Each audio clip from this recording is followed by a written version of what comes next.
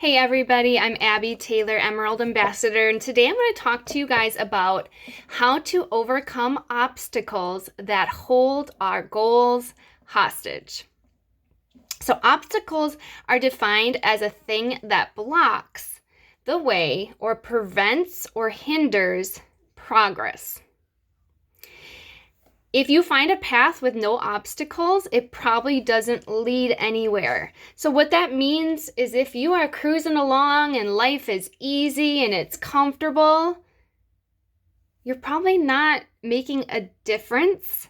You're probably not reaching your full potential. You're probably not on the path of least resistance.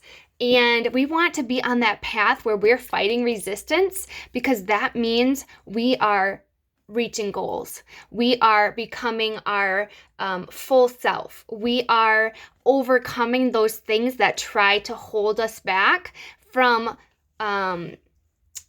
stepping into our full potential. So, setting goals is always our first step, right? And achieving them is the second step. It's at the second step that we stumble. Why do we stumble? Guys, it's not because our goal is out of reach. But it's because of the unexpected, usually random obstacles and setbacks that get in our way. And they will get in the way. Life, right? So those big goals that we set, guys, along the way, we will encounter landmines or problems that we need to overcome. And if we can't figure out how to successfully maneuver through those landmines, guys, that's when it's easy to just throw your hands up in the air and say, I give up. Maybe next month. This is too hard. Obviously, this isn't an option for me. Guys, but it doesn't have to end that way. So 3 obstacles that we typically face are going to be personal, environmental, and social. And today I want to talk to you guys all about the personal, because I could go on for hours about this, but I don't want to take up too much of your precious time. So personal obstacles have to do with bad habits, emotions, fears, limiting beliefs. It could be a lack of patience, discipline. Sorry, my little guy's back there. Knowledge, lack of inspiration, desire, or passion.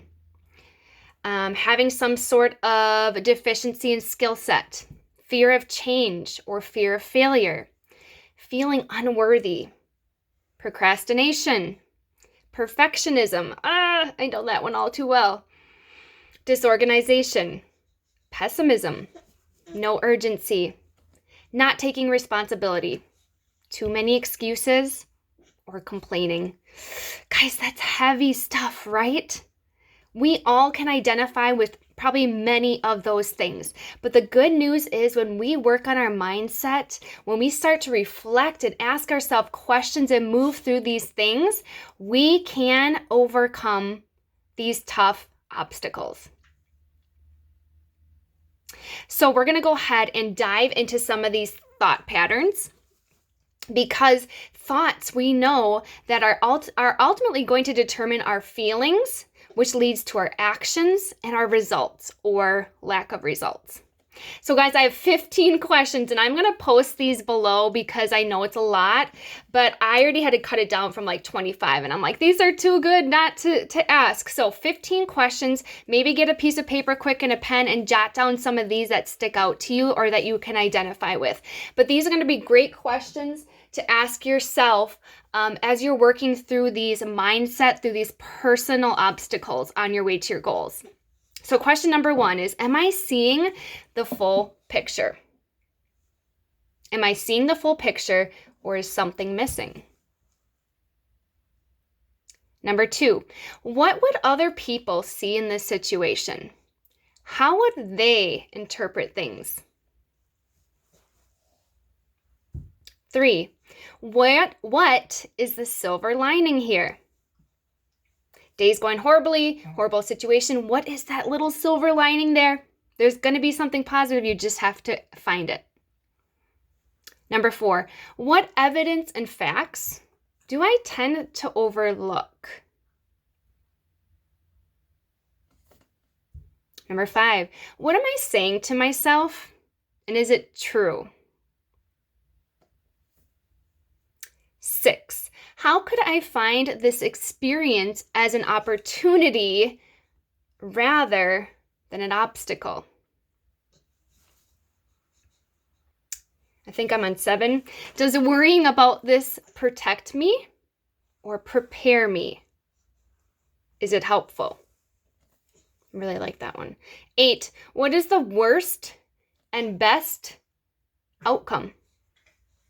Go to the extreme. What is the worst? What is the best? Is it really that serious? Number 9, how much of this situation was under my direct control? That control word, that's a whole nother video. I think we're on 10. Does thinking this way tend to motivate me?